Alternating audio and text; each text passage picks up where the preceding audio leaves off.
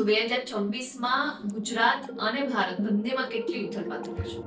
તો આ વર્ષ કેવું છે, ગરમી આપનારું, જે નિધારેલી હશે એવી જગ્યાએ ગરમીનો અસહ્ય પ્રકોપ થશે.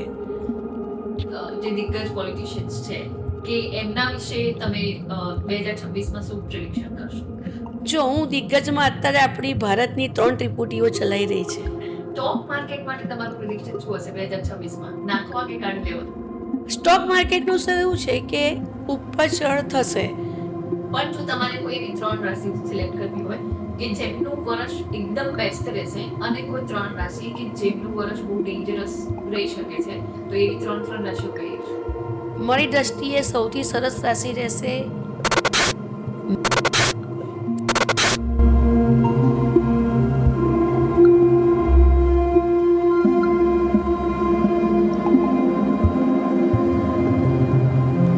નમસ્તે. આજના આપણા ગેસ્ટ છે એ છે એસ્ટ્રો એક્સપર્ટ ફાલ્ગુનીબેન. જી હા, ફાલ્ગુનીબેન ખાલી હ્યુમન એસ્ટ્રો નહીં, એનિમલ એસ્ટ્રોલોજી, ફેસ રીડિંગ, આકાશિક રેકોર્ડ અને આવી ઘણી બધી વસ્તુઓના એક્સપર્ટ છે.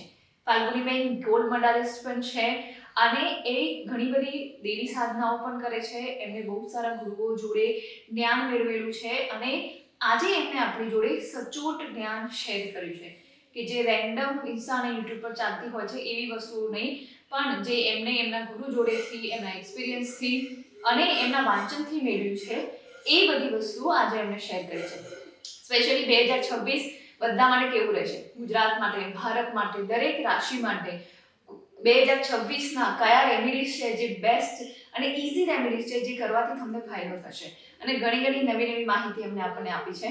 તો આજનો આખો પોડકાસ્ટ જોવાનું બિલકુલ નહીં ભૂલતા, બીજા બધા જોડે શેર કરજો.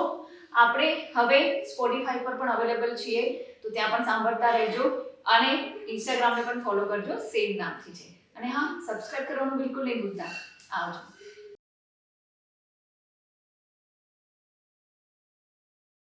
નમસ્તે ફાલ્ગુનીબેન. નમસ્તે તેજલબેન.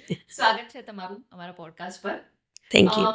જેમ મેં તમને વાત કરેલી હતી કે આપણે આજના પોડકાસ્ટમાં 2026ની તો વાત કરીશું, પણ એની જોડે જોડે અત્યારે માર્કેટમાં એટલી રેન્ડમ રેમેડીઝ ચાલે છે, એટલા બધા લોકોનો કાફલો ફાટી નીકળ્યો છે કે પૈસા માટે આ કરો, પ્રેમ માટે આ કરો, વશીકરણ આ તે, એટલે આ બધી જે ખોટી માહિતી લોકો આપે છે એનાથી પણ લોકોને સચેત કરવાના છે આપણે. પણ ઓફકોર્સ શરૂઆત 2026 જ કરવા માંગીશ કે ઓવરઓલ તમારા હિસાબે 2026 કેવું રહેશે? જય શ્રી મહાકાલ. જપા કુસુમ સંકાસમ કાશ્યપ્રેયમ મહાદુત્રીમ તમોરીમ સર્વ પાપગ્નમ પણોતોષ્મી દિવાકરમ. 2026 1 નંબર એટલે સૂર્યનું વરસ છે.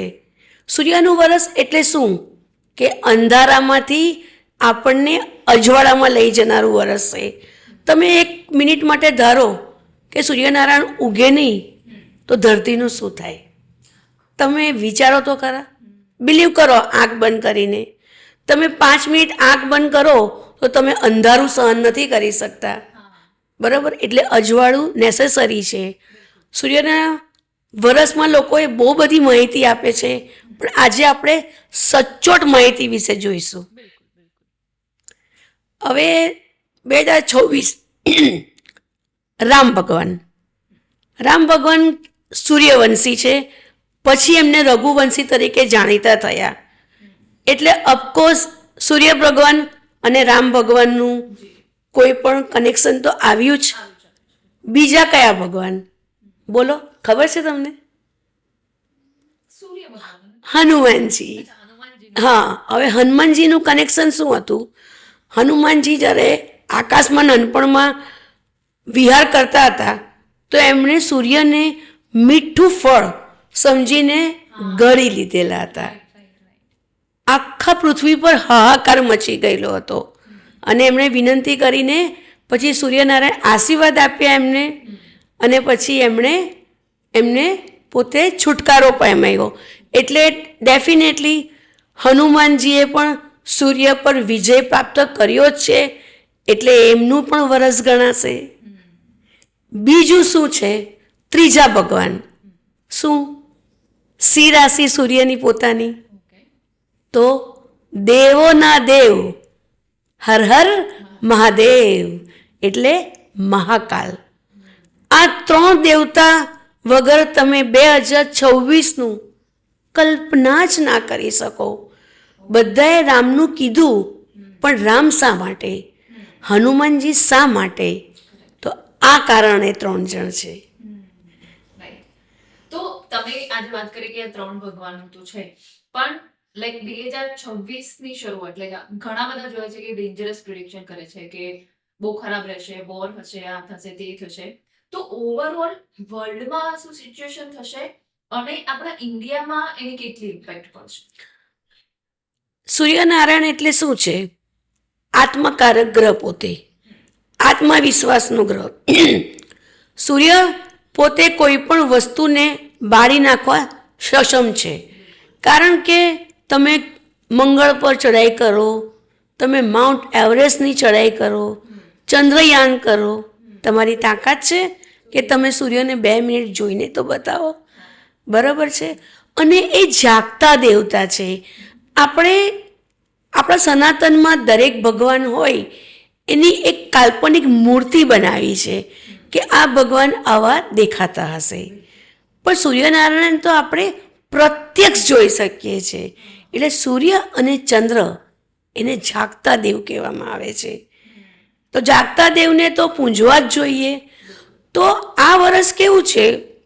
ગરમી આપનારું. જે ની ધરેલી હશે એવી જગ્યાએ ગરમીનો અસહ્ય પ્રકોપ થશે.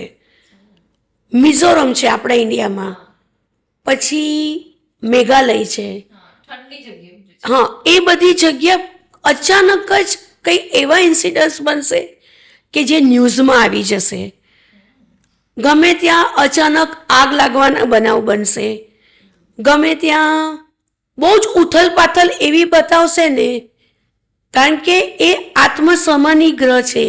જ્યાં જ્યાં એમ લાગશે ને કે અહીંયા કંઈક ખરાબ થયું છે, એ વસ્તુને એ બાળીને ભસ્મ કરી દેશે. તમે અમદાવાદમાં 55 ડિગ્રીમાં તમે 1 થી 4માં બહાર નથી આવતા, તો વિચાર કરો કે એમનું વરસશે તો શું એ ગંદકી બરદાસ્ત કરશે? નહીં કરે, નહીં કરે. એ ગંદકીને બાળવા જ આવી રહ્યા છે. તો ઇન્ડિયાના પોલિટિક્સ વિશે હું પૂછવા માંગીશ કે એવા ઘણા બધા સંકેત છે કે પોલિટિક્સમાં બહુ ઉથલપાથલ જોવા મળશે. તો 2026માં ગુજરાત અને ભારત બંનેમાં કેટલી ઉથલપાથલ રહેશે? રાજકારણ છે ને, અનાયાસે સૂર્ય, જેનું સૂર્ય મજબૂત હોય ને એ જ રાજકારણમાં હોય. મારે જવું જોઈએ. ચલો આપણે ટિકિટની વ્યવસ્થા કરી દઈએ. સૂર્ય મજબૂત ના હોય ને એ રાજકારણમાં આવે ને તો પણ સમહાવ ટકી ના શકે. હમણાં એમનું લેટેસ્ટ ઉદાહરણ આપું, આપણા સ્મૃતિ ઈરાની કેટલી મોટી પોસ્ટ હતી, બરાબર છે, એકદમ અપમાં આવી ગયેલા અને અચાનક જ એમના કુંડલીમાં સૂર્યનું સ્થાન થોડું પણ વીક પડ્યું તો અત્યારે જેટલી એ માઉન્ટ એવરેસ્ટ જેટલી સીડી ચડેલા ને એટલી જ અત્યારે નીચે ઉતરી ગયા છે. આ છે રાજકારણમાં સૂર્યનું પ્રભુત્વ. હવે એ પ્રભુત્વ કેવું છે કે જે લોકોએ સૂર્ય કેવું છે કે પોતે આજ્ઞાકારી પણ દેવતા છે અને ન્યાયકર્તા પણ કહેવાય છે કે એમને શનિ સાથે પણ સંબંધ છે. ભલે એન્ટી છે પણ સંબંધ તો જરૂર છે, એટલે ન્યાયકર્તા છે. તો રાજકારણમાં જે અચાનક જ જે લોકોને ટિકિટ નહીં મળવાની હોય ને એવા લોકોને ટિકિટ મળશે. શું થશે ખબર છે? રંકમાંથી રાજા અને રાજામાંથી રંક બનાવનારું વરસ છે આ. અને આપણે બેઝિકલી જોઈએ તો આખા વિશ્વમાં, કારણ કે સૂર્ય આખા બ્રહ્માંડમાં અસર કરશે, તો બ્રહ્માંડમાં જોઈએ તો અમેરિકામાં બી બહુ ઉથલપાથલ થશે. ચાઇનાનું કંઈક અલગ બતાવશે. બની શકે કે એ લોકોને બી કોઈ પણ જગ્યાએ વોર જેવી પરિસ્થિતિ ઉદ્ભવશે. અને આ વર્ષે તો ડેફિનેટલી છે કે કોઈ દેશની બીજા દેશ સાથે જો વોર થશે ને તો એ ખૂબ લાંબી ચાલશે. તો શક્યતા ઓછી છે, કારણ કે પાકિસ્તાન જોવા જઈએ ને તે રાહુ પ્રધાન દેશ છે, એટલે સૂર્ય એટલે ગ્રહણ તો લાગેલું જ છે. એટલે એવું છે કે જો પાકિસ્તાન આ વખતે કોઈ પણ આતંકવાદી હુમલા કે ચમકલું કરશે ને તો પછી ખેર નથી એની. આપણે પોલિટિક્સની વાત કરતા હતા, એના પર પાછી આવીશ કે આપણા જે દિગ્ગજ પોલિટિશિયન્સ છે કે એમના વિશે તમે 2026માં શું પ્રિડિક્શન કરશો? જો હું દિગ્ગજમાં અત્યારે આપણી ભારતની 3 ત્રિપુટીઓ ચલાઈ રહી છે. તમને ખબર હશે, આપણા શ્રી નરેન્દ્ર મોદી, શ્રી અમિત શાહજી અને શ્રી યોગી આદિત્યનાથ. હવે યોગી આદિત્યનાથ મેષ રાશિ છે, અમિત શાહ પણ મેષ રાશિ છે, નરેન્દ્ર મોદીજી વૃશ્ચિક છે. બરાબર છે, એમનો 8નો આંકડો છે. બરાબર. હવે એ લોકોનું 3નું જોઈએ ને તો તમને બહુ, તમે આ લખી રાખો, અને હું આ ચેલેન્જથી કહી રહી છું, આ પોડકાસ્ટ કોઈએ આ રીતે કીધું જ નહીં હશે. આ 3 ત્રિપુટી કઈ રીતે કામ કરશે ખબર? મહાકાલ શું કરે? વિનાશ. અને શું કરે કે માફ કરવાનું બી કામ કરે.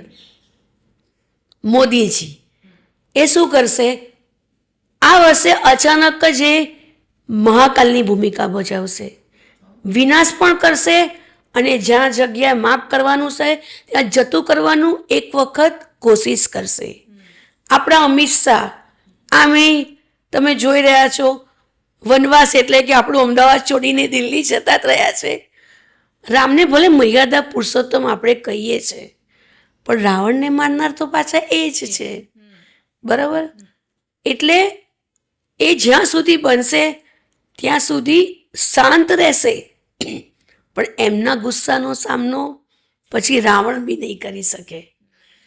એવી જ રીતે યોગીજી હનુમાનજીની ભૂમિકા ભજવશે કે આ 2 જણાની જે પણ દિશા હશે ને એમાં કોઈ બી જગ્યાએ જ્યાં થર્ડ કેટેગરીની વાતો ચાલતી હશે, જ્યાં હિંસા, જ્યાં આતંકવાદ, જ્યાં સ્ત્રીઓ થતી થતું અપમાન, જ્યાં આપણા ભારત દેશને થતું નુકસાન, એ હનુમાનજીની જેમ એવો જગ્યાએ આગ લગાવી દેશે. એટલે આ 3 ત્રિપુટીઓ 2026માં સખત નજર રાખવા જેવી છે. ધમાલ કરશે. ઓકે, બરાબર છે. સ્ટોક માર્કેટ, પૈસો ઇમ્પોર્ટન્ટ છે ને, આપણા ગુજરાતીને તો બહુ આલો પૈસો. એટલે સ્ટોક માર્કેટ માટે તમારું પ્રિડિક્શન શું હશે 2026માં? નાખવા કે કાઢી લેવા? સ્ટોક માર્કેટનું શું એવું છે કે ઉપર ચઢ થશે.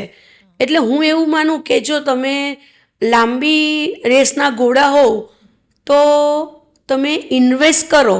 તમે એવું વિચારતા હો કે આજે મેં ટ્રેડિંગ કરતા હો તો હું એવું માનું કે જૂન મહિના સુધી, 2027 જૂન મહિના સુધી તો ટ્રેડિંગવાળાએ તો બચવું જ જોઈએ. બરાબર. કારણ કે ટ્રેડિંગ માટેનો આ ગાળો મને બરાબર તો નથી જ લાગતો. અને રહી વાત સોના ચાંદીની, સૂર્ય એ પોતે જ સોનું છે, આપણું સુવર્ણ મંદિર, ખ્યાલ છે ને? બરાબર.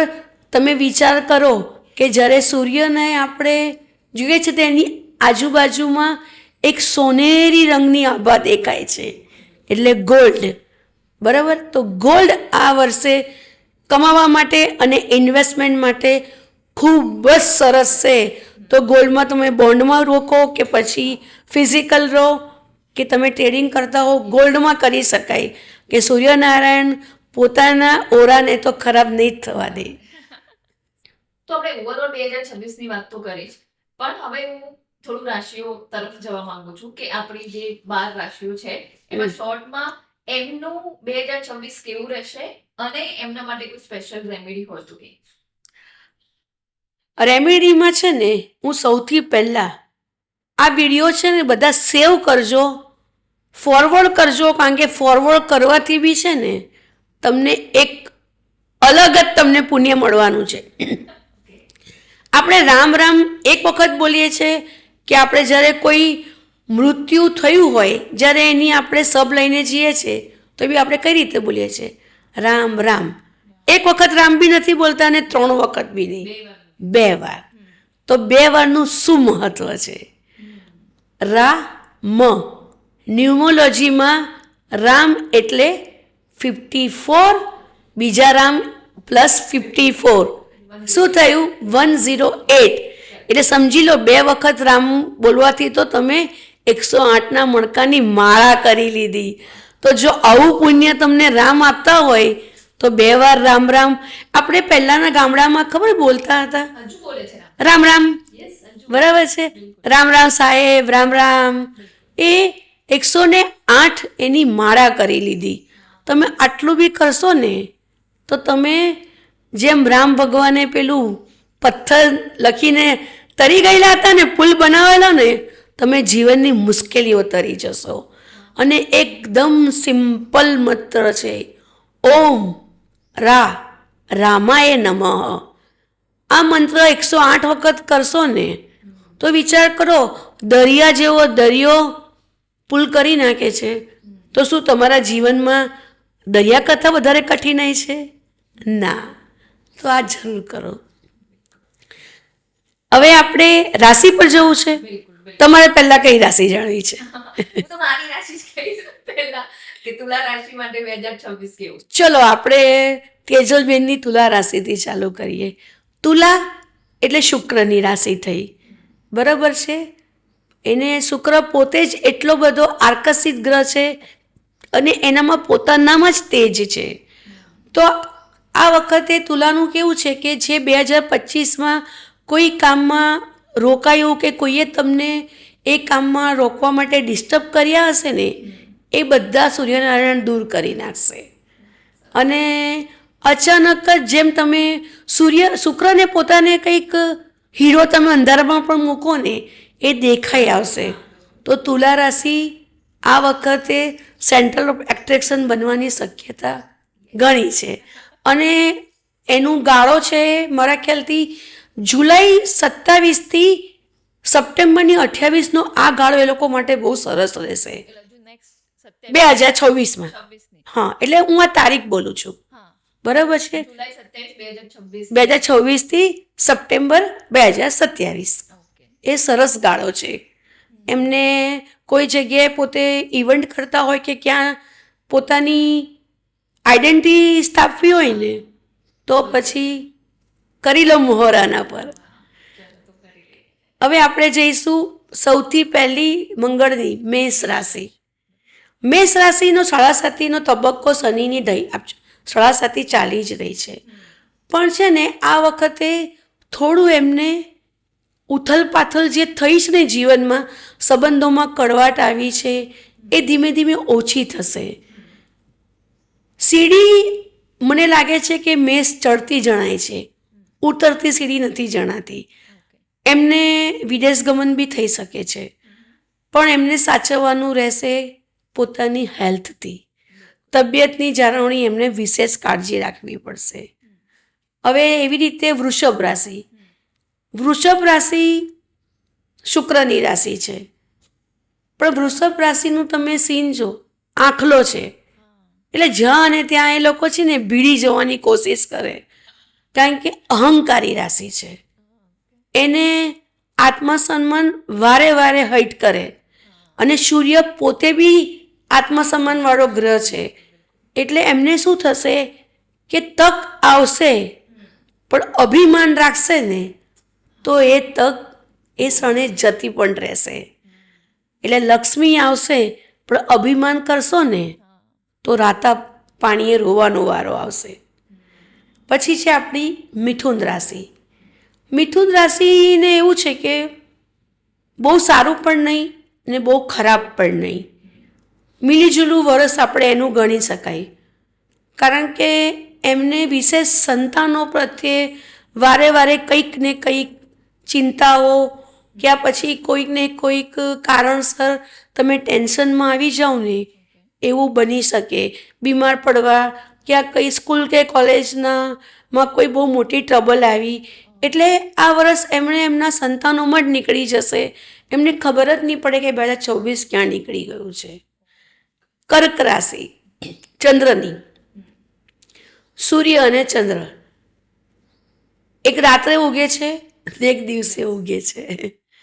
એટલે બહુ જ વિરોધાભાસ થાય, છતાં પણ વિરોધાભાસમાં જ્યારે એ લોકોમાં એક કોમ્બિનેશન હોય છે કે જ્યારે સૂર્ય આથમે ને ત્યારે ચંદ્ર ધીમે ધીમે આવવાની તૈયારી કરે છે. એટલે કંઈક આપતો બી જશે અને કંઈક લેતો પણ જશે. એટલે બે વસ્તુ બનશે. અને આપણી પોતાની સૂર્યની બલ્લે બલ્લે સિંહ રાશિવાળા બસ તકિયા નીચે માથું મૂકીને સૂઈ જાઓ, લોકો તમને શોધતા આવશે. આપણે સવારે ઉઠીને એવું વિચારીએ ને કે આજે મારે મારું કામ શું કરું, ક્યાંથી પૈસા આવશે, પણ તમારા માટે પૈસો શું વિચારશે કે મારે આજે સિંહ રાશિ પાસે કેવી રીતે પહોંચવાનું છે. આ ફરક છે સિંહ રાશિમાં. ને એમને બહુ સરસ વિદેશ ગમનનો બી યોગ છે, ઘર દુકાન ઓફિસના બી યોગ છે. અને સૌથી નવું કે જે લોકો પાસે પોતાનું મિત્ર વર્તુળ નહીં હશે ને એ લોકો પાસે અચાનક જ મિત્ર વર્તુળ વિશાળ બનશે. કારણ કે સૂર્ય ગગનમાં રહેતો વિશાળકાય દેવતા છે, એટલે તમને એટલી વિશાળતા આપશે તમને. હવે રહી કન્યા રાશિ. કન્યા રાશિને આ વર્ષે ફક્ત મહેનત પર જ ધ્યાન આપવાનું છે.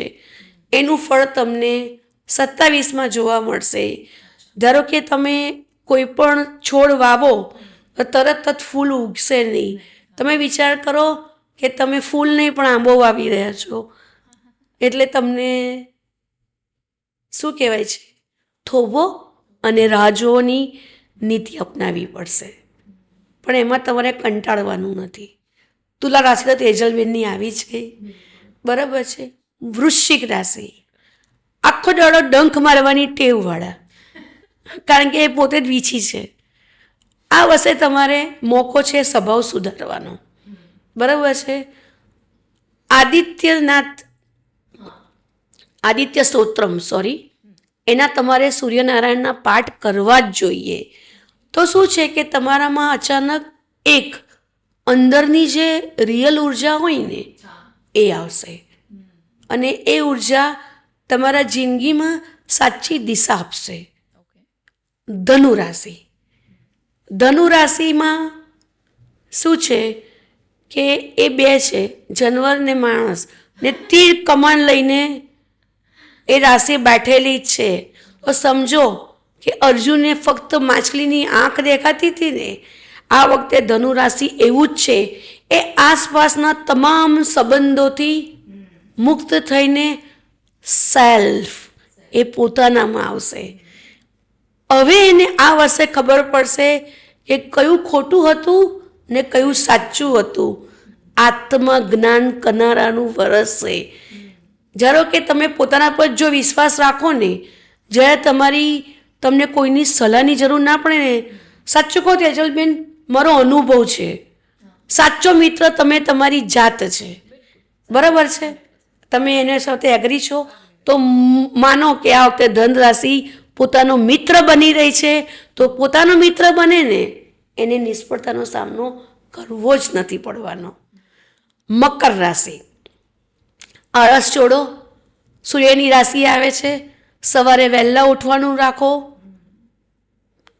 કસરત કરો. અને પ્લીઝ મકર રાશિ મેં બહુ બધાને જોયા છે કે મોબાઈલ લઈને બાથરૂમમાં કલાકો બેસી જાય.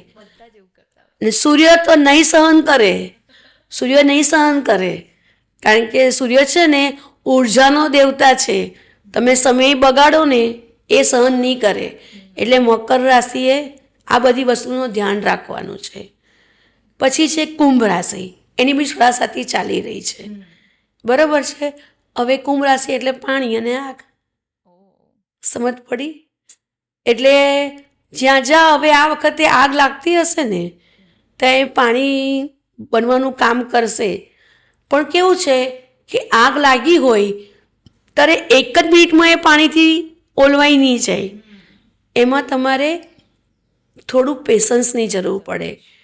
એટલે કુંભ રાશિનું સાડાસાતીનું એ વર્ષ એવું રહેશે સ્ત્રીઓ માટે, ખાસ કરીને ગાયનેક પ્રોબ્લેમ, યુરિનરી ઇન્ફેક્શનના પ્રોબ્લેમ, બ્રેસ્ટના પ્રોબ્લેમ, જે લોકોને હાઈપર બીપી હોય કે હાઈપર ડાયાબિટીસ હોય, હાઈપર ટેન્શન, બધું સાચવવાનું રહેશે. કારણ કે તમને એક વાત કહેવાનું ભૂલી ગઈ, તેજલબેન, આ વખતે સોરી, હું પોતે સ્ત્રી છું, આ વખતે સ્ત્રીનું વરસ નથી, પુરુષ પ્રધાન વરસ છે. એટલે સ્ત્રીઓએ થોડી પીછેહટ આ વર્ષે કરવાની રહેશે, બધી સ્ત્રીઓ માટે, 12 રાશિ માટે, એટલે હેલ્થ વાઇઝ વધારે થોડું ધ્યાન રાખવાની. બધી જ રીતે. કારણ કે આ વરસ જ પુરુષ પ્રધાન વરસ છે. એટલે સ્ત્રીઓ, ભલે બધી બહેનો મને કદાચ મોટી મોટી કોમેન્ટો કરશે કે તમે આવું કીધું છે, પણ હું તમને ડરાવતી નથી, હું તમને એક સખીની જેમ સમજાવી રહી છું સાવચેત કરી રહ્યા. કે સાવચેત થઈ જાઓ. ઘરમાં બહુ જ બધી સાથે ઉલઝનમાં પડવાની જરૂર નથી. ગુસ્સો આવે એ જગ્યાએથી નીકળી જાઓ. જો તમને કોઈ વસ્તુ મળતી નથી, એને છોડી દો, પછી મળશે. તમને ખબર છે કિસ્મતની શું વસ્તુ સરસ છે? વારે વારે બદલાય છે, વારે વારે બદલાય છે. એટલે બદલાશે. થોડી આખી જિંદગી આપણું કંઈ 27મું વર્ષ આવવાનું જ નથી. આવશે, પછી આપણે પાછા આવીશું. કે આપણે કહેવાય છે ને કે આપણા દિવસ તો પેલું કેવું કે 100 દિવસ, 100 દાડા વહુના તો 1 દાડો સાસુનો. તો આપણો દિવસ આવશે, હમણાં ગભરાવાની જરૂર નથી. આપણે થોડું ધ્યાન રાખીએ તો સારું છે. મીન રાશિ, અગેન પાણીની રાશિ, જળ તત્વની રાશિ. એટલે એમણે શું છે કે એમના કામ, કારણ કે એ પાણીની પણ અંદર દરિયામાં, નદીઓમાં એ ભ્રમણ કરતી હોય છે. એટલે જો મીન રાશિવાળા દરિયાની જગ્યાઓમાં રહેતા હશે ને, પશ્ચિમ દેશોમાં, તે બહુ જ પ્રગતિ કરશે. અચાનક એ લોકોએ જે અત્યાર સુધીના ટેન્શનમાં રહેતા હશે ને, તો અચાનક જ એમને પ્રગતિ જણાશે. જો મીન રાશિવાળાને હું એવું કહું કે તમને કોઈ તમારી પ્રમોશન દરિયાવાળી જગ્યાએ કે નદીવાળી જગ્યાએ મળતી હોય ને, આંખ બંધ કરીને લઈ લો. અને પછી ફાલ્ગુનીબેનની જે કરો કે વરસ સુધરી ગયું. તેજલબેનને યાદ કરજો કે એમણે પોડકાસ્ટમાં લાવ્યા છે. બરાબર છે. આ તો 12 રાશિઓની આપણે વાત કરી, પણ જો તમારે કોઈ એવી 3 રાશિ સિલેક્ટ કરવી હોય કે જેમનું વર્ષ એકદમ બેસ્ટ રહેશે, અને કોઈ 3 રાશિ કે જેમનું વર્ષ બહુ ડેન્જરસ રહી શકે છે, તો એવી 3 રાશિઓ કઈ છે? મારી દ્રષ્ટિએ સૌથી સરસ રાશિ રહેશે 3: મેષ, સિંહ અને ધનુ. ઓકે. અને 3 રાશિઓ જેને બહુ સાવચેતી રાખવી પડે એવું? સાવચેતી રાખવામાં છે વૃશ્ચિક, કન્યા અને કુંભ. એ 3 રાશિએ સાવચેતી રાખવી પડશે. હવે હું થોડુંક રેમેડીઝ તરફ, લાઈક આપણે પહેલા જે વાત કરી હતી એ જ વાત ઉપર આવવા માંગુ છું કે ઘણા બધા લોકો ઘણી બધી અલગ અલગ ટાઈપની રેમેડીઝ આપતા હોય છે, પણ એમાંથી સાચી શું ખરાબ શું એ લોકોને ખબર નથી કે સાચી ને ખોટી કઈ છે. રેન્ડમલી જે પણ કહી દે એ કરતા હોય છે. પણ તમને આટલા વર્ષનો તમારો એક્સપિરિયન્સ છે, તમે આટલા વર્ષોથી કામ કરી રહ્યા છો, આટલું લાઈક સ્પિરિચ્યુઆલિટીમાં પણ છો, અને તમારું નોલેજ પણ એટલું બહોળું છે, તો તમારા હિસાબે આ જે રેમેડીઝ જે આપે છે લોકો રેન્ડમલી, એ કેટલી સાચી?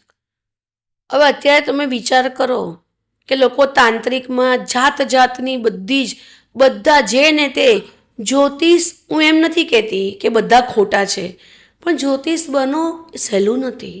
તમારું વર્ષોનો અનુભવ, વર્ષોનું વાંચન અને વર્ષોની પ્રેક્ટિસ. તમે જ્યારે 1 લાખ જન્માક્ષર જુઓ ને, ત્યારે તમને એકચ્યુઅલી તમે માર્કેટમાં આવો છો કે રિયલમાં શું, કયા પ્લેનેટ હોય છે. 100% રાજા મહારાજાના જમાનાથી જ આ ચાલતું હતું. કુંડલીઓ તો તે વખતથી જ બનતી હતી. તે વખતથી બી તંત્ર અને મંત્ર બંને હાજર હતા. પણ તંત્ર હંમેશા ચાલતું જ નથી હોતું. એ ફક્ત થોડા સમય માટે તમને હેરાન કરી નાખે, પણ એની જીત ક્યારેય નથી હોતી. અને મને નવાઈ લાગે છે તમે જે તે ઉપાયો ઇન્સ્ટા જોઈને, રીલ જોઈને કેમ કરો છો? તમને ખબર છે હમણાં એક રીલ બહુ વાયરલ થયેલું વર્ષો પહેલાં નહીં, હમણાં જ મહિનાઓ પહેલાં, કે રાતે સૂતા ફેરી પાણીનો લોટો કે પાણીની બોટલ મૂકીને નહીં સૂવું. અરે રે, નેગેટિવિટી આવે. અરે સાયન્ટિફિકલમાં બી છે કે રાત્રે તમને પાણી જ્યારે તમારું ગળું સુકાય કે જ્યારે તમારી બોડીમાં પાણી ઓછા જે પીતા હોય એને તમે પાણી ના પીશો ને, તમે સાયન્સમાં પ્રૂવ કરી લો એટેક આવવાની સંભાવના એ લોકોને વધારે હોય છે.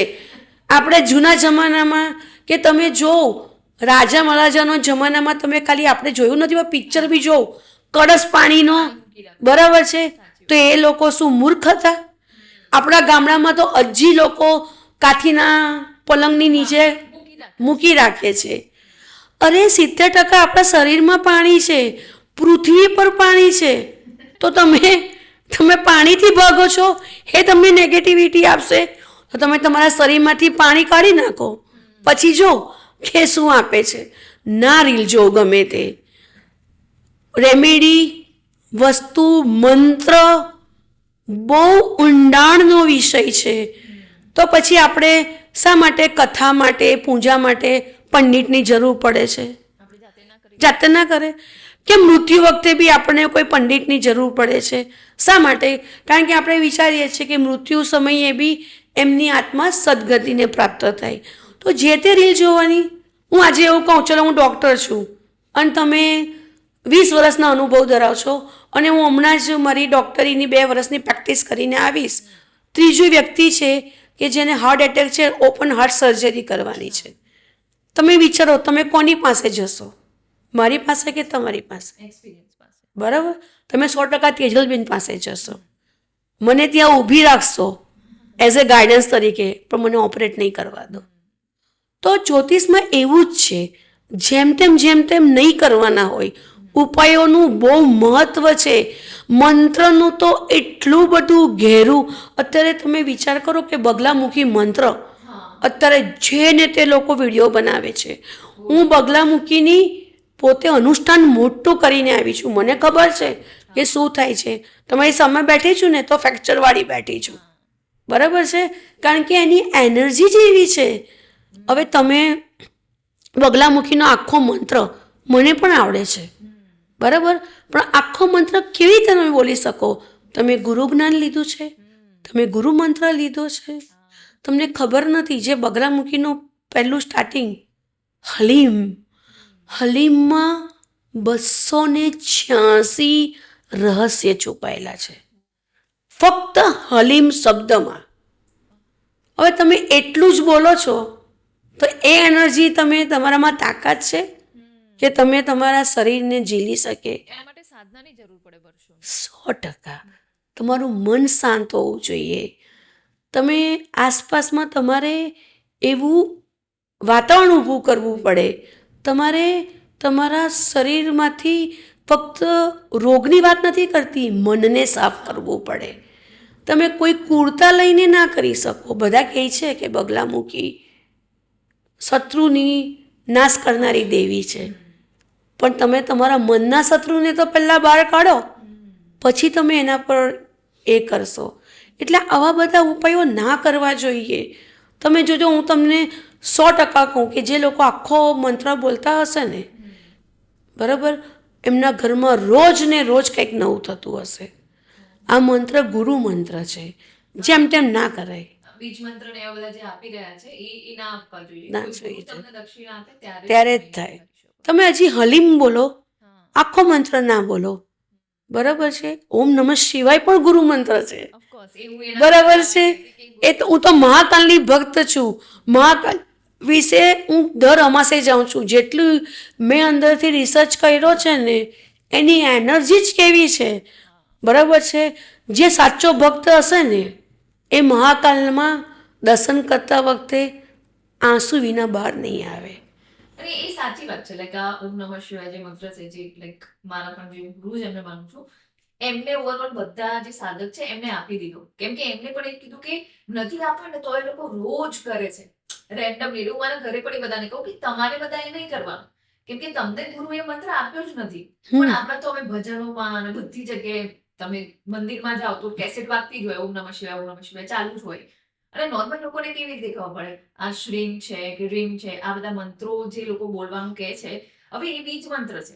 હવે એ તમને દક્ષિણા ના મળે ગુરુની ત્યાં સુધી તમે એ ના બોલી શકો, પણ એ કહેવા વાળા કોઈ નથી ને.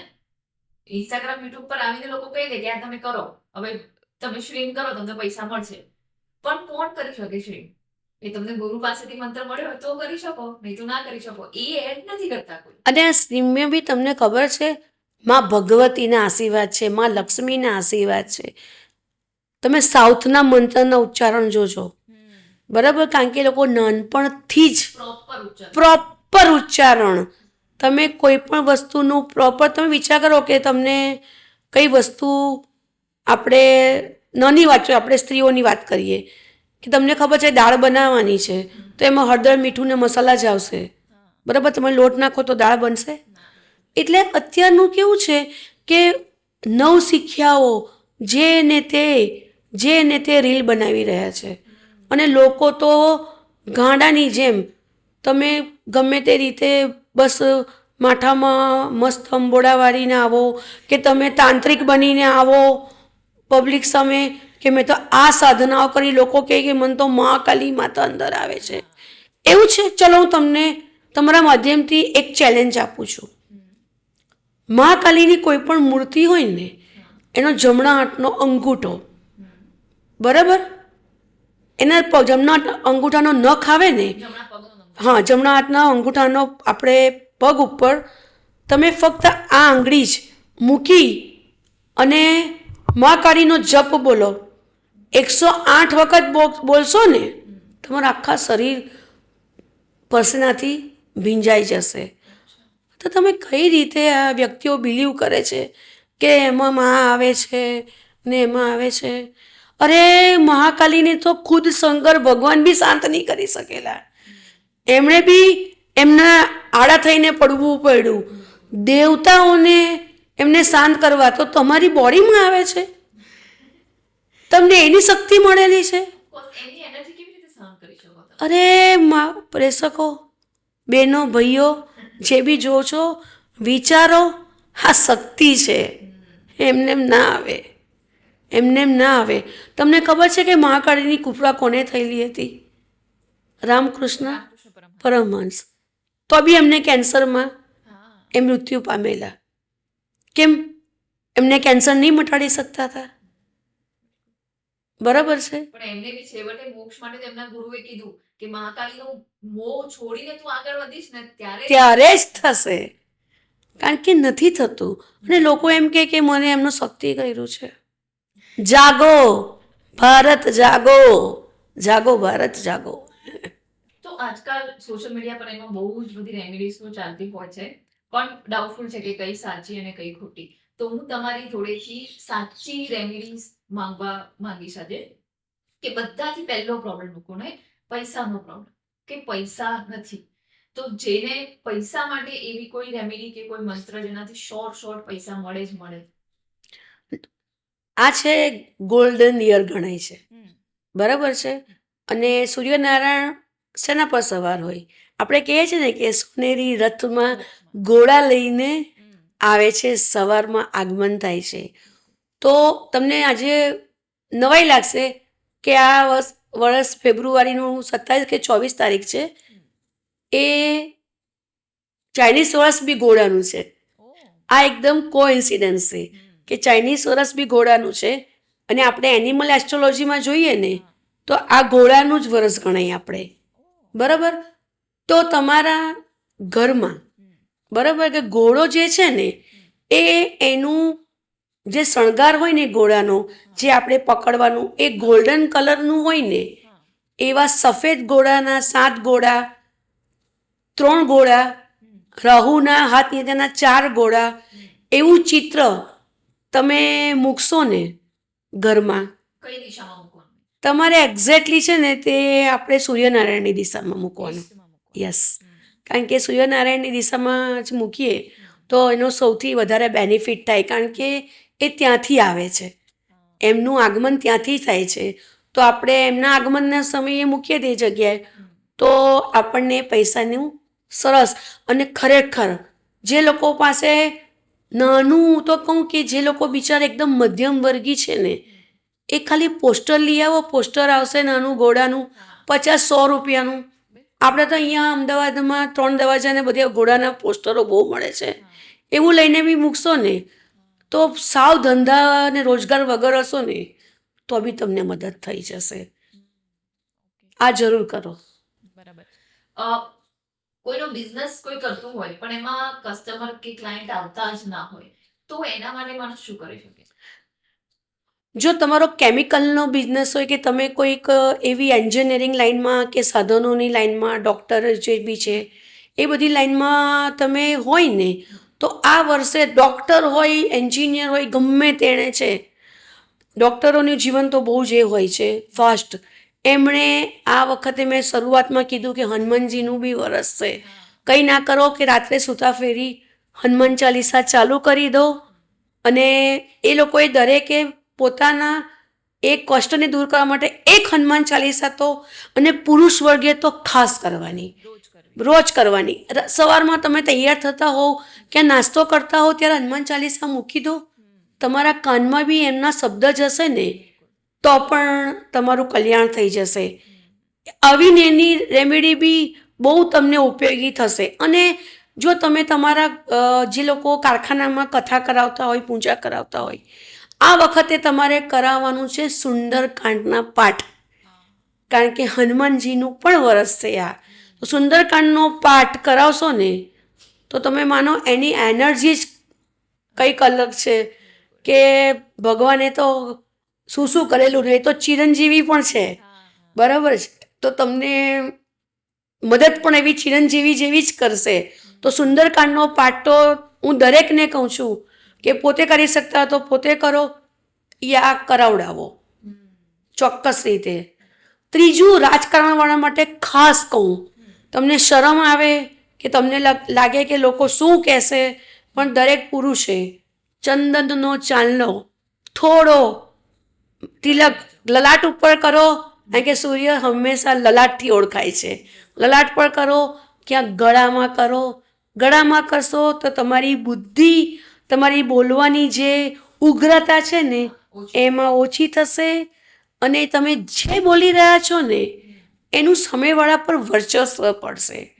એટલે અહીંયા કરો કે અહીંયા કરો, ભૂલી જાઓ આ વર્ષ માટે કે કેવું લાગશે ને તમને કોણ શું કહેશે. અરે સનાતની છો, ચાંદલો કરવામાં શરમ કેવી, કરો અને પછી જો કે તમારે રાજ્યસભામાં જાઓ કે વિધાનસભામાં જાઓ, તમારી ઓરા પડે છે. બીજો મોટો પ્રોબ્લેમ લોકોને હોય કે લવ. લોકોના મોસ્ટલી અત્યારના લોકોને જો કે લવમાં વિશ્વાસ ઓછો થયો છે, પણ કોઈને એવું હોય કે પ્રેમ મેળવવો છે, તો એના માટે શું રેમેડી કરી શકે? આ વર્ષ છૂટાછેડા થનારું વર્ષ છે, કારણ કે ઈગો કલેશ થશે. અત્યારનું આપણે જેમ જેન્સી કહીએ છીએ ને, અને એની આગળ મિલિયનર, એ બધા જે લગ્ન થયા હશે ને એ બધાને નાની નાની વાતોમાં ઈગો આવશે. એટલે તમારે ઈગો કંટ્રોલ 100% કરવો પડશે. તમે લખી રાખો. હું તમને આ માધ્યમથી શરત લગાવીને કહું છું કે કોર્ટના કેસ ગયા વર્ષના તમે પોતે જે આપણે એનું કરીએ, આપણે સર્વે કરીને, ને આ વર્ષનું સર્વે 2027માં જોજો, સૌથી વધારે થશે.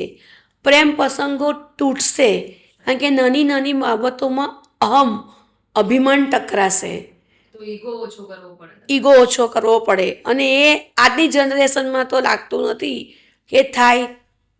હું તત્વીની અહમની ભાવના હશે ને તો આ વર્ષે પ્રેમ સંબંધમાં તો નિષ્ફળતા જ સાંપડશે. અને જે લોકો લગ્ન કરી રહ્યા હોય ને, વિશેષ કરીને પ્રેમ લગ્ન, તો હું એવું માનું છું કે આ વર્ષ રોકાઈ થોભી જાઓ. આવતા વર્ષે, આ વર્ષે તમે હજી બી એકબીજાને જાણો અને સમય લો, અને આવતા વર્ષે કરો. હું નથી માનતી કે લવ મેરેજ વાળાએ આ વર્ષે મેરેજ કરવા જોઈએ. આવતું વર્ષ મને યાદ આવ્યું તમે કીધું, એટલે આવતું વર્ષ સંગત વર્ષ છે, એટલે 2027માં લગ્ન ના થાય, એ વાત સાચી? સંગત વર્ષ છે એ સંબંધમાં શું છે કે તમે મેરેજ ના કરી શકો, પણ આપણી પાસે સનાતનમાં બહુ બધા ઉપાયો હોય છે, બરાબર છે. કર્મકાંડીઓ કે જે આપણા ઋષિ મુનિઓ બહુ બધા ઉપાયો આપેલા છે. જેમ આપણે નાડી દોષ હોઈએ છીએ તો બી આપણે કેવી રીતે એનું નિરાકરણ કરાવીને, મેં બહુ બધા લોકોને નાડી દોષવાળાને બાળકો થતા જોયા છે. રાક્ષસ ગણ અને દેવગણ સાથે ના થાય, બરાબર છે. એટલે એવા ગણની બી આપણે બહુ છે નક્ષત્ર, જ્યેષ્ઠા નક્ષત્ર, મૂળ નક્ષત્ર, એ નક્ષત્ર સારા નથી માનવામાં આવતા, છતાં બી મેં જોયું છે કે એના ઉપાય કરવાથી ઘણા લોકો અત્યારે ટોપ પોઝિશનમાં બેઠેલા છે. એટલે સંગત વર્ષમાં લગ્ન કરી શકાય ઉપાય કરીને? અમુક મહિનામાં કરી શકાશે, કરી શકાશે. કારણ કે આખું વર્ષ તો આપણો ભારત દેશમાં તો વારે વારે તહેવારો આવે છે, તો લોકોને લગ્ન 25 થતા હોય ને તો એને 28ની કોઈને રાહ નથી જોવી પડતી, તો ક્યાં રોકાશે? એ સાચી વાત છે. આના આપણે જે દેવીની વાત કરતા હતા ત્યારે જ વચ્ચે મને યાદ આવ્યું આ કહેવાનું કે ગુપ્ત નવરાત્રી પણ આવે છે. તો નોર્મલ માણસ માટે ઘણા લોકોને ખબર જ નથી કે ગુપ્ત નવરાત્રી આવે છે, આવીને જાય, કોઈને કંઈ જ ખબર નથી. પણ ગુપ્ત નવરાત્રીનું કેટલું મહત્વ, અને એમાં એક સંસારી માણસ કઈ સાધના કરી શકે માતાના આશીર્વાદ મેળવવા માટે? ગુપ્ત નવરાત્રીનો સૌથી પહેલો નિયમ છે બ્રહ્મચર્ય. બરાબર છે? બ્રહ્મચર્ય. શારીરિક સંબંધ પરિણીત હોવ તો એમાં તમારો બ્રહ્મચર્ય રહેશે. તમે મદિરાનું સેવન કરતા હશો એમાં રહેશે, તમે માંસાહાર હશો તેમાં રહેશે, તમારે બહાર ખાવાનું બી તમારે એ કરવું પડશે. ગુપ્ત નવરાત્રિનું તમે માની આરાધના કરો છો. કયા માની આરાધના થાય? આમ તો હું તો ભગવતીની આરાધના સૌથી એ હોય, કારણ કે બગલામુખી, છિન્નમસ્તકા, તારાદેવી, મોઢેશ્વરી, પછી આપણે કામાખ્યા, એ બધા 10 મહાવિદ્યાની એક વિદ્યા છે. બરાબર છે? એ 10 મહાવિદ્યાની વિદ્યા મેળવવા માટે તમારે કોઈ ગુરુનો તંત્ર પાઠમાં જતું રહે ને કોઈ ગુરુનો એ લેવું, તત્કાળ રિઝલ્ટ વાળી. પણ એ બધું ગુણાદેવી, એ બધું છે ને તમારે કોઈ પણ માર્ગદર્શન હેઠળ લેવું જોઈએ. જ્યારે ભગવતી તો જગત જનની છે, તમને ધરતી પર ઉતારનાર છે. તો ભગવતીની પૂજા કરો, તો દુર્ગા સહસ્ત્રના પાઠ કરો, બરાબર છે, આનંદનો ગરબો કરો, બરાબર. પછી ઓમ ભૂર્ભુવના ગાયત્રી મંત્ર સૌથી ગુપ્ત નવરાત્રિમાં સૌથી તમારા મગજને શાંત કરે, સ્ત્રીઓ માટે તો ખાસ. કારણ કે સ્ત્રીઓને છે ને હંમેશા એક પ્રોબ્લેમ સતાવતો હોય કે એને ઘરમાં કોઈ ગણતું નથી, એટલે મગજને શાંત કરવા માટે એને આ મંત્ર જરૂર કરવો જોઈએ. એટલે હું માનું છું કે આ મંત્ર છે ને એટલો બધો, એમાં એટલું બધું સમાયેલું છે ને, તમને ધ્યાન, તમારી શાંતિ, તમને સંયમ, આ મંત્ર તમને બધું જ શીખવાડી દેશે. એટલે અને એ કેવી છે, શાંત દેવી છે. એટલે આ રીતનું બધું કરો ગુપ્ત નવરાત્રિમાં તો સારું છે. અને આ વખતે સૂર્યનું છે એટલે માતાજીને કંકુ સાથે છે ને કેસરનો બી, કારણ કે ચંદનનો આપણે નથી કરતા માતાજીને, તો કેસરના પાણીથી એમને નવડાવવાના. તો શું થશે, કેસરનું પાણી કેસરી કલર એટલે અહીંની આભા ગોલ્ડન કલર થાય છે. તો એમને જ્યારે બી તમે કરો ત્યારે કેસરના પાણીથી નવડાવીને કરો તો તમને વિશેષ લાભ મળશે. ઘણા બધા લોકો આપણામાંથી લાઈક હું પણ પોતે જાઉં છું, જેમ મંદિરમાં રોજ શિવલિંગનો અભિષેક કરતા હોય પાણીથી, દૂધથી, અલગ અલગ જગ્યાએથી. તો આ વર્ષમાં એવી કોઈ ખાસ વસ્તુ છે જેના શિવલિંગ પર અભિષેક કરવાથી માણસના બધા જ પ્રોબ્લેમ સોલ્વ થઈ જાય? અત્યાર સુધી તમે કોઈએ પણ આપણે છે ને કદાચ સાંભળ્યું જ નહીં હશે, કારણ કે આ બધી રેમેડી મેં વાંચેલી છે. કારણ કે હું તો ભૃગુ સંહિતા, લાલ કિતાબ, શિવ પુરાણ એટલું બધું સ્ટડી કરું છું ને, કારણ કે પહેલેથી મને વાંચનનો આમે શોખ રહ્યો છે. તમને ખબર છે પહેલાં અમારા જમાનામાં ફૂલવાડી અને ચક્રમ નામની ચોપડી આવતી હતી, બરાબર. હું ત્યારથી છે ને ચક્રમમાં છે ને જે આગળનું જે મૂળ પેજ હોય ને એ કાર્ટૂન જેવું હોય, એને તમારે સમજવાનું હોય. હું ત્યારથી આ વાંચન કરું છું, એટલે મને કદાચ છે ને મારો વાંચન જ મને આ જ્યોતિષ વિદ્યામાં લઈ આવ્યો. આપણે વિષયથી ભટકી ગયા, પણ એટલે વાંચન બહુ મહત્વનો ધ્યાન. તો તમારો સવાલ શું હતો? શિવલિંગ પર? હા, શિવલિંગ પર જો તમને ખબર નથી કે લીંબુ, તમને ખબર લીંબુ અંદરથી પથરી બી તમારી તોડી નાખે, ટુકડા કરીને તમે આખા ગળી જાઓ તો પથરી તોડી નાખે. તમે લીંબુને મરચાઈ કરીને તમે નજરને બંધ કરી શકો છો. તો આ વખતે તમારે એકદમ નવો ઉપાય, 7 લીંબુનો રસ તમારે એક કાચના એમાં, કારણ કે લીંબુનો રસ તાંબામાં નહીં કાઢી શકાય. કાચના પાત્રમાં તમારે આપણે પહેલાં કાઢવાનો છે. કાચના પાત્રમાં આપણે બધો લીંબુનો રસ તમે કાઢી નાખો, પછી એની અંદર તમારે કાળા તલ ઉમેરવાના છે. ઓકે, આ ઉપાય તમને કોઈ બી રીલમાં જોવા નહીં મળે, મેં બી નથી જોયું. નહીં મળે તમને આ ઉપાય, ને તમને ખબર નથી કે આ ઉપાય તમારા જીવનમાં શું રસ્તો કાઢી નાખશે. કાળા તલ એમાં ઉમેરીને પછી આપણે જે સ્ટીલનો લોટોથી જળાભિષેક શિવને કરીએ છીએ ને, એ બધું કાચમાંથી સ્ટીલમાં લઈ લેવાનું છે, અને એની એક જ ધારે, ધાર તૂટવી ના જોઈએ, એક જ ધારે શિવલિંગ પર અભિષેક કરવાનો છે. શું થશે, આપણે શિવલિંગ ઉપર ઘી ને બધી જાત જાતની વસ્તુઓ ચડાવીએ છીએ. લીંબુના અભિષેકથી એ બધું વસ્તુ નષ્ટ થઈ જશે. તમારા જીવનમાં જે કચરો, હર્ડલ, નેગેટિવિટી, તમારા જીવનમાં તમે ક્યાં ભટકી ગયા છો ને, બધું એ થશે. અને લીંબુ એ કરવાથી શિવલિંગ બી એક ચમક આવશે, એક આભા એની થશે. કાળા તલ, બરાબર છે, એ તમારી નેગેટિવિટી બી તમારી જશે. અને કાળા તલનું તો બહુ મોટું, આપણે પછી એ તો બીજામાં લઈશું, બહુ બધું મહત્ત્વ છે, બરાબર છે. કારણ કે લિંગ ઉપર કાળા તલ કેમ ચડાવવાના એનો બી બહુ એક મોટો ઇતિહાસ છે. તો એક એસિડ છે અને એક કાળું તલ, આ બેનું મિશ્રણ તમે કરીને કરશો ને, તમે માનશો નહીં કે આ ઉપાય તમારા જીવનમાં શું રંગ લાવવાનો છે. અને સોમવારે તો વિશેષ કરવાનો ને, 2026ના શ્રાવણ મહિનામાં તો સોમવારે ભૂલવાનો જ નહીં. અને પછી શુદ્ધ પાણીએથી એમને શિવલિંગ પર જળ ચડાવીને એમને સાફ કરવાના રહેશે. એટલે આ ઉપાય કરો. તમે મને કમેન્ટમાં તેજલબેનને બી બતાવજો, તમે આ ઉપાય સાંભળેલો હતો? નહીં. મને આ ચમત્કારી ઉપાય 2005માં કોઈક જગ્યાએ હું ગયેલી હરિદ્વારમાં, ત્યાં એક નાગા બાવા 5 વર્ષે મૌન તોડી રહ્યા હતા, અને એમની સામે જનારી હું પહેલી હતી. એમણે મને ખાલી આશીર્વાદ આપ્યા અને એક ઉપાય તરીકે આ મને ઉપાય આપેલો છે. તમે માનો નહીં, તમારું જીવન બદલનારો ઉપાય છે. હું લાખો રૂપિયા લઈ શકું છું આ ઉપાયના, તમને આ પોડકાસ્ટમાં મફત આપી રહી છે. આપણે આ એસ્ટ્રોલોજીની ઘણી બધી આપણે વાતો કરી અત્યારે, પણ તમારી બીજી બધી એક્સપર્ટીઝ પણ બહુ છે. અને એમાંથી એક ઇન્ટરેસ્ટિંગ વસ્તુ એ છે કે જે મેઇનલી આપણા ગુજરાતમાં બહુ ઓછી જોવા મળે છે, કે આકાશિક રેકોર્ડ. મેં બહુ સાંભળ્યું છે, મારી એક ફ્રેન્ડ છે જે પોતે આકાશિક રેકોર્ડ એક્સપર્ટ છે.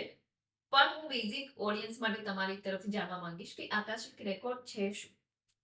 આપણે તેજલબેન આકાશી રેકોર્ડનું આખું એક સરસ મજાનું પોડકાસ્ટ કરીશું, પણ તમને ખાલી થોડું સમજાવી દઉં એટલે આગળના પોડકાસ્ટમાં આપણને મદદ રહેશે.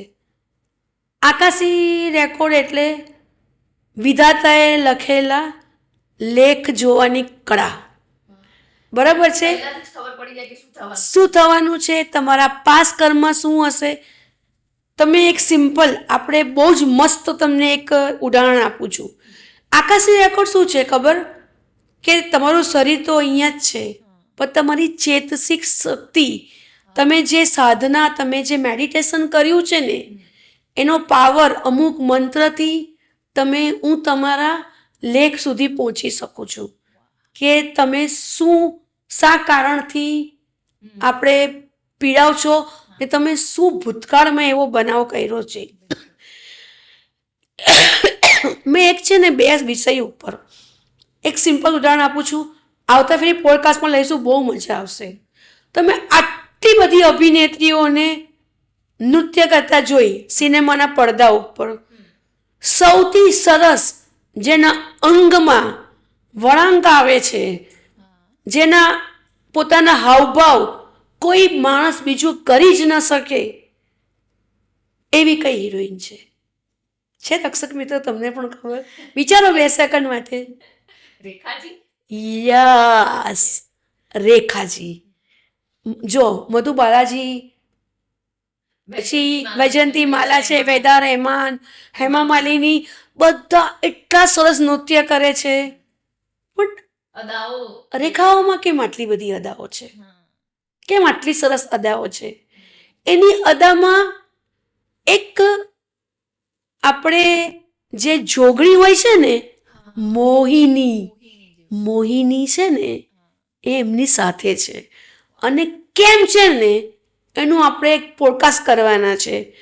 કારણ કે એમનો એવો શું પાસ્ટ કર્મ હતો, મેં તો વાંચેલો જ છે કે એમને આ જીવનમાં એમનો પ્રેમ પણ અધૂરો રહ્યો, અને એમને એક એક એવી આકર્ષણ વ્યક્તિ છે ને કે 100 લોકો હોય ને તેની માદકતા, એમના તમે જો એમના ફેસ ઉપર એકદમ માદકતા જ નજર આવશે, એવા લાગે છે. અને 72 વર્ષે આપણે તો કેટલા જન્મ લઈને નીચે ઉપર ચડી ગયા હઈશું, નીચે આવી ગયા હઈશું. હવે તમે એવું કહો કે સર્જરી કરાવતા હોય, પણ સર્જરી તમે ચામડીની કરાવશો, બોટોક્સ તમે શરીર પર લેશો, પણ તમારી કોન્ફિડન્સનું બોટોક્સ તો દુનિયામાં ક્યાંય નથી આવ્યું. તમારી અદાઓનું બોટોક્સ ક્યાં છે? તમારી ઓરાનું બોટોક્સ ક્યાં છે? તો કેમ એમનામાં આટલું બધું છે? તમને ઇન્ટરેસ્ટ હોય ને આ જાણવામાં તો અમને કમેન્ટ કરજો. અમે એટલું બધું જોરદાર પોડકાસ્ટ કરવાના છે ને, તમને રસ છે એમના વિશે જાણવામાં, અમને જરૂર જણાવજો.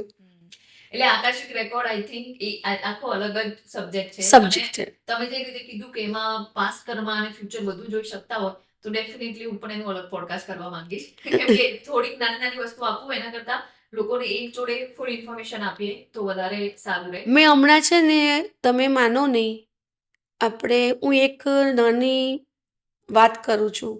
મણિકર્ણિકા ઘાટ, સાપિત ઘાટ, બનારસ, કાશીનો, બરાબર છે. બહુ લોકોએ સાધનાઓ કરી હશે, બહુ લોકોએ રીલો બનાવ્યા હશે, બહુ કર્યું હશે. હું તો 2003થી દર વર્ષમાં 5 વાર જાઉં છું વારાણસી. અમાસે તો દર અમાસે મહાકાલ તો જાઉં જ છું. શિવની ભક્ત છું. શિવ વિશે જાણવાની અંદરથી ઉત્કુંઠતા છે. તમને ખબર છે મેં શું આપણે જોયું જે કોઈએ અનુભવ્યું નથી? ત્યાં તો 24 કલાક ચિતા બળતી હોય છે. તમારે આમ કહે છે ને, બધા કહે ને કે આપણે આત્માઓ હોય છે, કે આત્માઓ કંઈ કહેવા માંગતી હોય, સાચી વાત છે. તમે જ્યારે સબ બળતું હોય ને, તમે ત્યાં એકદમ મેડિટેશન કરેલું હોય, એકદમ શાંત મગજથી, તો તમને એમાંથી ચીસો, ચિત્કાર, કઈ એમની જે ઈચ્છાઓ રહી ગઈ ને એવો અવાજ, પાણીનો અવાજ એવો તમને સંભળાશે. પણ તમે એવી સિદ્ધિઓ અને એ લેવલથી તમે પ્રાપ્ત કરેલું હોવું જોઈએ. અને અત્યારનો તમને ખબર આપણો બનાવ સૌથી ખરાબ અમદાવાદનો ફ્લાઇટનો, બરાબર, એમાં 2 પાસ્ટ કર્મ હતા. આકાશવાળા જે આપણે મૃત્યુ પામેલા છે તે, અને નીચેવાળા છે મૃત્યુ પામેલા છે, એ 2ના કર્મ એક થઈને આ આટલો મોટો હાદસો દુનિયાભરમાં ચર્ચીના વિષય બનેલો. અને બહુ લોકો, હું ઘણી વખત એ જગ્યાઓ પર જાઉં છું અને બધા કહે છે ને, સાચી વાત છે. કારણ કે એમાં બહુ બધી વસ્તુ એવી હશે, તમે વિચાર તો કરો, કોઈએ મોડામાં કોળિયો મૂક્યો હશે, કોઈએ પાણી ગળ્યું હશે નીચેવાળાએ, એ કેટલી આશાઓને ઉમંગોને, પણ એવું શા માટે થયું એ આવું આપણે પોડકાસ્ટમાં જરૂર લઈશું. કે એટલે હું તમને કહું છું કે કર્મ રિપીટ આવે જ છે ને. અમે લોકોને બી અમે માનીએ છીએ કે અમે ક્યારેક કંઈક વસ્તુ વિધિ કે વિધાનમાં ભૂલ કરીએ ને, તો અમારે બી પોતે બી ડૉક્ટર પાસે વિઝિટ માટે જવું જ પડે છે. તરત જ અમને થઈ જાય કે રિપોર્ટમાં કંઈ નહીં આવતું, તો અહીંયાનું કારણ શું? ભગવાનનું સિગ્નલ છે અમને કે તમે બી કંઈક ગલત કરી રહ્યા છો. જ્યારે હું આટલી પોડકાસ્ટમાં બિંદાસ આવું સ્વીકારતી હોઉં કે અમારી સાથે બી આવું બનતું હોય, બરાબર, તો બધા સાથે બને છે. અમને તો ચલો આપણે પેલી લાસ્ટ સિગ્નલ કે ભાઈ હવે ઊભા રહી જાઓ, બરાબર, ઊભા રહી જાઓ, હવે બહુ સારું નથી. આ તમે જે કીધું ને એના પરથી જ મને યાદ આવ્યું કે આવું થયું મણિકર્ણિકા ઘાટ ઉપર જ્યારે હું ગઈ ને, તો ઓબ્વિયસલી તમારી જેટલી સાધના નથી કરતા, પણ જેટલી બી સાધના કરી છે એનાથી હું ઘાટ ઉપર બેસી, મારો એક્સપિરિયન્સ એવો હતો કે હું તો શૂન્ય જ થઈ ગઈ. મને કશું એક વિચાર નથી આવ્યો ત્યાં બેઠા બેઠા. હું મંત્ર જાપ જ કરતી હતી ચિત્તાઓ સળગી રહી હતી, ના બીક લાગી રહી હતી, ના કઈ સારું ખરાબ કોઈ જ વિચાર નહીં, જે એકદમ શૂન્ય થઈ જાય ને માણસ, એ એક્સપિરિયન્સ થયો. પણ તમે કીધું કે જ્યાં અટકવાનું, ત્યાં અમે પણ એના જે રાજા કહે છે, જેમની હાથે પહેલી ચિત્તાનું થાય ત્યાં અમે એમને મળ્યા, એમને ચિત્તાની રાખ જ આપી, પ્રસાદ ત્યાંનું એ જ છે, એ જ છે. પણ મને એવું થયું પછી આવતા કે આપણે સંન્યાસી નથી, આપણે કોઈ એવા મોટા સાધક પણ નથી. આ વસ્તુને ઘરે લઈ જવું, હવે આ કેટલા લોકોની અહીંયા ચિત્તામાંથી આ રાખ બની હશે, એ કેટલા લોકોનું અંદર એનર્જી હશે. મને એક ટાઈમ પર એવું થયું કે આ મારે નથી જ લઈ જવી, એટલે મેં ત્યાં જ ગંગામાં એને બહાવી બરાબર કર્યું, જોડી રાખી. કારણ કે તમે એમની એનર્જી લઈને આવતે. એટલે મને એવું થયું કે આ આપણે લઈ જવું એ સારી વાત મને નથી લાગી રહી, એટલે મેં પછી ત્યાં મેં એક્સેપ્ટ કરી અને પછી એને બહુ વિચારી, ઘાટ ઉપર બેઠા બેઠા વિચાર્યું અને પછી ગંગામાં જ પ્રવાહિત કરી લીધી કે ભાઈ આ બધી એનર્જી મારે જોડે ઘરે નથી લઈ જવી. આપણે સનાતીઓ સમજતા કેમ નથી કે આપણે એમની અસ્થિનું વિસર્જન કરીએ છીએ? તો તમે ચિતાનો ફોટો, હા, ચિતાના વિડીયો બનાવો. જ્યારે કે હવે મણિકર્ણિકાનું હું જ્યારે કંઈક આપતી હોઉં ત્યારે હું એમને સમજાવવા માંગુ, એ જુદી વાત છે. તમે ત્યાં જઈને તમારા ચેન ચાળા કરીને વિડીયો બનાવો, તમને ખબર છે? કારણ કે જે આત્માઓ છે ને જતી હોય ને, શાંતિ માટે ઉપર જઈ રહી છે, બરાબર, હજી તો એ મોક્ષ પણ પામી નથી ને ત્યાં તમે આ બધું કરશો ને તો તમારા જીવનમાં એ ઉપર જતાં તમને સાપ આપીને જશે. નહીં છેડવાનું, નહીં છેડવાનો.